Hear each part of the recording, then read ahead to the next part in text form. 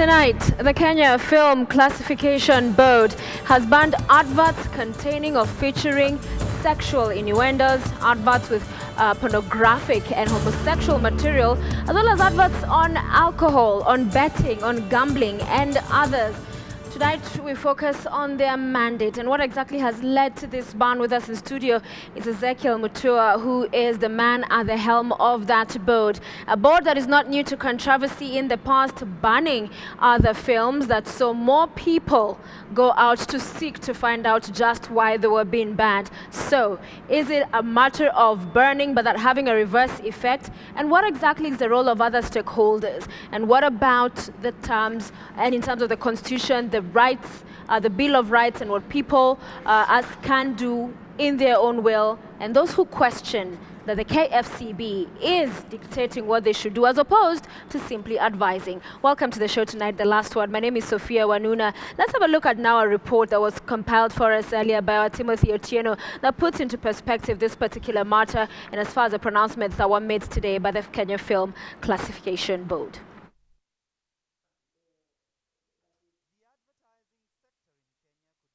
For strenuous times ahead after the Kenya Film Classification Board on Tuesday came up with stringent regulations meant to streamline the sector. Effective immediately, all advertising content deemed to promote betting activities in the country may not see the light of day, almost quite literally. Commercials relating to betting have been classified as unsuitable for airing during the watershed period, which often runs from between 5 a.m. and 10 p.m. What we have outlined are the principal guidelines governing advertising, and governing specific ones like betting because of the influence it has, the likelihood of misleading the youth and children to think that you can get rich quick, you can use shortcuts. Just bet one day and you are there. We'll be looking at the substance, the message it is conveying, and the impact it has.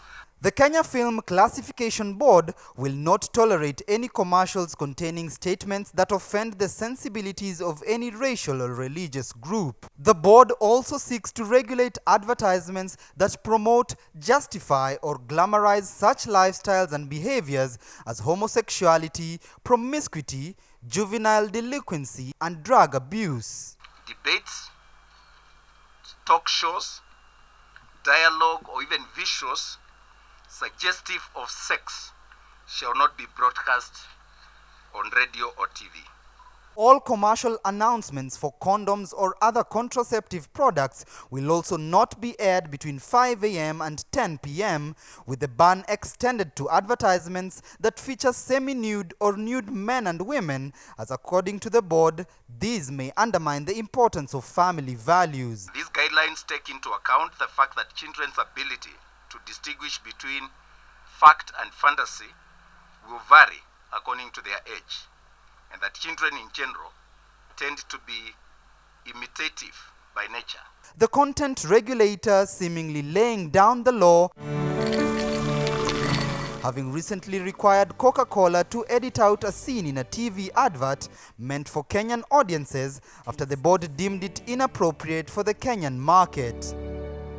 I think we are entertaining a lot of nonsense in the name of liberty, and I think it is time somebody stood for what is right for this society and for this country, especially for the sake of our children. Advertisers have been asked to steer clear of advertisements that contain graphic or indecent language and explicit images. Political TV and radio talk shows that demean other political figures using derogative language shall not be broadcast, according to the board. Now, these guidelines extend also to content displayed on billboards across the country, even as the Kenya Films Classification Board seeks to tighten its grip on the advertising sector in the country, which it believes has slowly gone rogue. Timothy Otieno, KTN News. All right, Timothy Otieno there setting the stage for us on tonight's discussion. Remember, we'll be having our phone numbers on the bottom end of your screen so you can call in and be part of the conversation tonight. Feel free to ask your questions to the CEO of the Kenya Film Classification Board, who's Ezekiel Mutua, with me in studio. We thank you, sir, for making time for us tonight. So a number of things there that you've talked about, advertisements in terms of what they feature, from sexual innuendos, alcoholic drinks, betting, gambling, condoms, homosexual material, and even political messages. You went ahead to say featuring political parties, figures, or even manifestos, and political ads using derogative language. So I want us to break it down. But before we get to that, talk to us briefly about what the mandate of the board is. I think we exist to do what we have done today, to regulate the film and broadcast sector, to ensure that content in film and broadcasting reflects our national values. And essentially, that in so doing, we protect children from exposure to harmful content.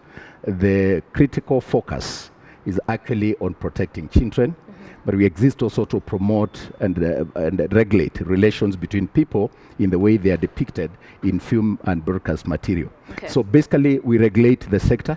We impose age restrictions on programs, both TV and film. We enforce the watershed period on behalf of the Communications Authority of Kenya. That mandate under the programming code, and also KICA, is given to the board. And to just clarify for those who do not understand the terminology, watershed period. Yeah, watershed period is between 5 in the morning and 10 in the evening, when material, content meant for adults should not be aired between that time, because children are likely to be viewing or listening. And for avoidance of doubt, children is up to what and age? And the children is 18 and below. Okay. Yeah. All right. So you're talking about that being your primary mandate. Of course, we'll get to the specifics of when people have argued differently in as far as whether that there's an overstretch of the same. So these particular issues, who decides when these matters have been flouted? For example, sexual innuendo. It sounds very, what's sexual innuendo? I think basically what we are saying is sexually suggestive messages, either in a film, in a movie, or like what exactly? Because many may struggle with that. No. Basically, because so what for was example, the story we just ran there, the advert had a kissing scene. Yes. So that amounts to, that's one example of because what there would be are societies and people that are very comfortable with a peck here, a peck there. Absolutely. There's deep kissing, there's a peck, there's a smooch. Yes. So when you say sexual innuendo, it's rather vast and broad. Let me give you an example. There's an advert people are complaining about. I've not gone to see it, but I'm told there's a billboard that says this product lasts longer than your boyfriend. I can say it now that it's past 10. Do you get it? Is there sexual innuendo? If you understand what the innuendo is supposed to mean. Maybe you'll break up. Yeah, because when you put suggestions, suggestive messages like those, basically it is unnecessary in a product of that nature if it is being consumed in mixed company or where children are likely to see it and misinterpret it. The idea of sexualizing every content, I think, is what we are trying to maintain, to contain, to ensure that children are not exposed to untold content. So who is this that determines that? So who is this that says when there's that kind of an ad that says this will last longer than your boyfriend or kissing? Who is that decides this is the threshold? Who defines sexual innuendos for society? Because people are different, people have different values. Absolutely, but there are parameters. There are parameters that are actually given within the law and our regulations. Right. First of all, we operate under Cap 222. Which is film and stage plays. So the elements of film, broadcast, and so on, they are defined there, what constitutes a film. And then KICA gives us mandate to impose age restriction on film and broadcast content to ensure that children are not exposed to content that is meant for adults. Broadcast stations, whether they are radio or TV, should not discuss topics that are for adult nature or of adult nature or have scenes that are meant for adults. You know, kissing is not for children. But let me tell you, Sophie, we do it within a context. Nudity, for instance, which is one of the thematic areas that we deal with, we do know that people in Turkana and other parts of Northeastern walk naked. And there are communities in this country that walk naked within a context of their cultural expression. and within the context of their cultural environment. Right. That is not what we're looking at. We are looking at sexually suggestive scenes, deliberately meant to communicate sexual connotations or messages within an advertising or a product or a film or a program. So for two people, holding hands, I still am looking for that parameters. So Not quite, of course. We are not that base. Yes. I mean, we are dealing with serious issue. Okay. And there's a board. There's a segment within our board that is called the film examiners, who have expertise. It comprises of expertise in terms of film and technological issues. Right. It contains people represent different ages and races and so on. And they're actually independent of the board. And they sit and they classify films according to the classification guidelines. And they're very clear. Allow me, if I can point out, some of the critical, what we call thematic areas that we deal with when we are examining film. And I think you'll get to understand that actually these things are very clear in the law, that we don't just do it. For example, the issue of sex, nudity, and obscenity as a theme. They go to the extent of even showing the frequency of that exposure. They go to the extent of showing the language that is used, and they go to the extent of looking at the context. What was it for? Is it for educational purposes? That can pass. For instance, I'll surprise you, we classified the Coca-Cola advert under PG, parental guidance, which is among the most liberal ourselves, according to these classification guidelines. And we allowed Coca-Cola to run it. But 2 weeks after it started running, people went up in arms that, look, we don't agree. We think that element of kissing is not proper. So it is sexually explicit, and it should not be allowed. So that reversal and directive to the company was not based on your analysis, or was not based on your experts' finding, was because we of classified. Yeah, you said it was PG, so it was okay. But you're saying then you changed your mind off of people who were complaining about the ad. Yes, we got complaints, and in good faith, we raised the company, and we informed them that the public seems to be uncomfortable. And while we acknowledge that we actually classified this advertising as PG, these are your customers. The board exists for them, and they are challenging this, and they think it is not proper. And if you look at the level, because again, even two people, depending on their standing in society, depending on how they have communicated that, we are not looking at religious people who are just sitting somewhere and saying, oh, this is not good for the church. We are looking at people complained through Twitter or social media, people wrote to us, and we got that material and sent it to Coca-Cola. So then what is failing? Is it your systems? Because if people complained something that had already passed through your system, your team that goes together, you ranked it as PG, so is it you who's failing, or are you... No, there's no failure anywhere. Coca-Cola looked at it, we sent it to them, we did not even need to go to court. But you hadn't seen the issues that were being raised by the citizenry. Not quite. Let me give you an example of how it works in the judiciary. Okay. A judge makes a ruling based on the material facts before him, and that ruling is overturned by another judge. It can even go to the Supreme Court. What do you think takes place? Is it a failure? No. It is the evidence provided and the wider good. And if you get information that was not in your possession at the time you made that ruling, or you consider other interests that were not at play. So what did you consider in that case? We went, the examiners strictly followed the classification guidelines. All right. In fact, I was out of the country. When I came back and I was informed and people were calling me, I actually thought we were not classified. Okay. So I called the meeting. And the guys told me, no, this one we have classified. So I asked them how. People seem to have a lot of issues. So we said, let those who are complaining put it in writing. All right, so you're open to feedback from... We are open to feedback. Let's listen to Kelvin, who's calling us from Eldoret. Our phone lines are open tonight. Remember, you can feel free to engage with us. Kelvin, thank you for calling. Good evening to you. Talk to us. Okay. Kelvin? Hello. Good evening. Yes. Okay, I'm calling to comment on the board's decision. I think they have done the best thing to regulate the betting. Can we have more volume on Kelvin? I can barely hear him. They have done best to regulate the betting advert. Because it is the betting advert. The betting is addictive.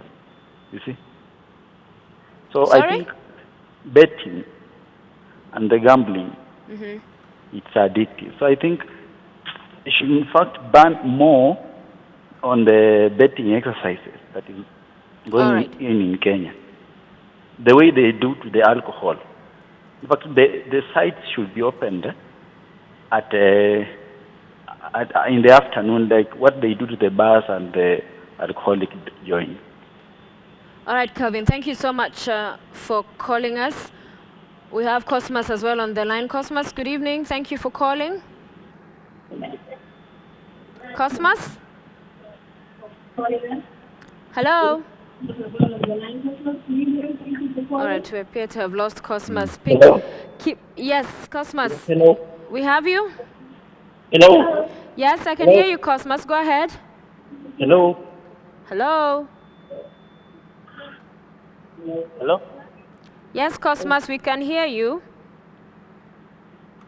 All right, don't appear to be communicating, but I'll request you as you call in, turn down the volume on your television so that we don't have that feedback, and we'll be able to engage with you on the show. But let's go back, Mr. CEO, to the question from Calvin.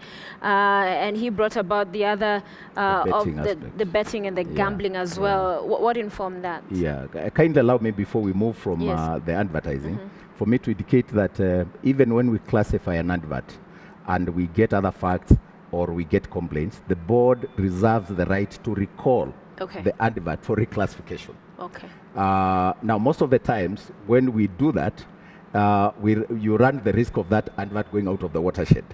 And that can be more detrimental. If it's a product, for example, soft drink like Coca-Cola, it was unnecessary. And so we thought instead of subjecting it to the procedures, let's just raise a conversation with our stakeholder. I mean, they're business people in this country. They're employing Kenyans. So we are not at war. And they agreed to classify. But allow me to say that even when an advert or a film has been classified, if there's overriding concern of public interest that is brought to us, or their complaints, and we look at them in terms of a review or appeal, we reserve the right to recall that advert for reclassification. And I gave you the example of the way it works in the court, that you can make a ruling and another judge looks at the same matter and reverses it. But in our case, we really go deeper to see is there an overriding public interest in our decision. So betting, gambling has become quite the thing menace in town now. Yeah, in Kenya, it's a craze. It's all over the estates and the neighborhoods. And we think it's misleading children. I think a lot of guys are not going to school. They're not concentrating on their books because they think there's a way to make money quick and you don't need to work hard. It's introducing a concept of a lazy society. So it's introducing the concept that Mahatma Gandhi talks about, wealth without values, or without work, work without wealth without work. That concept of encouraging people to believe, or misleading them to believe, that they are quick fixes and shortcuts to life.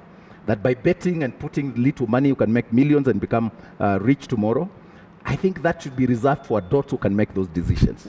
The moment you begin to advertise and you make these strong appeals to children and mislead them, then we are bound to come in to regulate that, because we believe betting and gambling is not for children.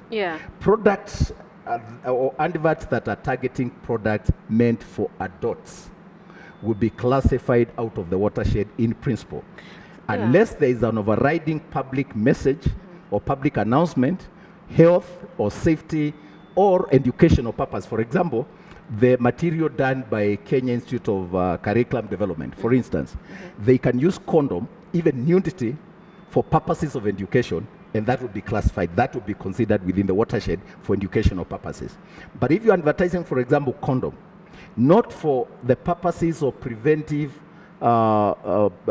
purposes or prevention of HIV, and you advertise the brand and make it sensual in nature to appeal to the act, as opposed to giving the message that actually HIV does kill and is a menace, then we're going to take that out of the watershed, because what you're advertising is the brand Durex or this other one, Yeah. and not the educational purpose or the dangers that come with HIV. So there are those who would wonder how then you reconcile. On one hand, you're putting in all these measures for Yeah. deterrence and to protect the children as you describe them. But in an internet era and age where all of this and so much more can Sophia, be I like when found. you're putting it like as I described them. They are children. Look, they are are defined in the law. Well, 18 Yeah. years, one would It is argue. defined in the law. There are laws Okay, in Kenya. children. Yeah. So, internet age, a press of a button, click of a button, you'll find so much of this information, and it perhaps even worse. How do you Yeah. reconcile your efforts against a world that's Now, evolving? that definition, 18 and below, they don't buy phones. They're not allowed. Really? 18 and below, they're given by their Oh. parents. 18 and below, they are bought the gadgets by their parents. And therefore, if I'm going to buy my child a laptop, the responsibility lies with me. Children, because when you're buying a phone and you ask for your SIM card, to get a SIM card, you're supposed to produce your ID. You don't get an ID in Kenya unless you're over 18. That's a rationale. Right. So gadgets, if Sophia, you decide to buy your child a laptop, or you give them your phone. But they're interacting with these things in school as well. Not in school. Those ones are regulated. The ones by Kenya Institute of Curriculum Development? Yes. Or which ones? And even in private schools, just laptops, computers, No. not all are regulated. No, I will tell you, they are regulated. There is no exposure to these gadgets in school. So it's the parents that are failing. It's a parent's you would say. responsibility to teach their children the dangers that come with technology. It's the parent's responsibility. But we have gone even further to get into a program with Google, for instance, the search engines, Yes. to ensure that the parent is able to put some safety measures and block certain sites that could be harmful to children. Okay. We have Duncan on the line. Let's listen to him. Duncan, good evening. Good evening. How are you? Thanks for calling. Go ahead with your question or comment. I am happy about the regulation and I appreciate. My number one question, it's about music that is played on television, most of the channels in the evening. Some of those music, the kind of dancing that is always being done there, and the singers, it is not healthy for the family, considering that the children are in the house and also the family members are there and the parents are there. Number two, okay, the question is, how do we control that? How do we deal with that? Sorry? How do you How regulate that? does Mutua Music deal with videos. such so that we have better music whereby all family members can listen and watch on television and there is no problem? Okay. Number two, Yes, briefly, sir. yeah, good. Betting. We have machines for betting all over, even near schools. When the children come from school, they are told, go remove the uniform and come back and play. You play with 10 bob, 5 bob, 20 bob, the coin. So the children leave the school running to go and change so that they can come and play the same. So betting is not only on elderly people. Even the young children in school, they are also doing the same all over. How do we deal with that? All right. Thank you very much. I understand we also have Joseph on the line. Joseph, good evening. Joseph, Yes. go ahead with your question or comment. Thanks for calling. Hello? Yes, Joseph, we hear you. Yeah, what I was saying, what Mr. Mutua is doing for regulating the whole... hello? Yes, go ahead, sir. Yeah, my name is Joseph Ongaro. Yeah, what Mr. Mutua is doing right away now, the discussion that is going on currently, it is really touching because we've got children in society, and what is happening now should have happened long time ago. Because there is stuff that comes up on television that are very, very bad to sit down and watch actually with parents or rather with other people. And there is dignity that we have to carry as a nation. We need to understand that the dignity that we have to carry about, it is with the children, the parents, and actually television is like third party. Just like somebody who is along the street who would not tell a child the right thing to do, like a father and a mother, I would call the father and the mother first and second party. The All right. third party is always misleading. All right, sir. Thank you. Yeah, thank you very much. Thank you so much for watching and sharing your views tonight.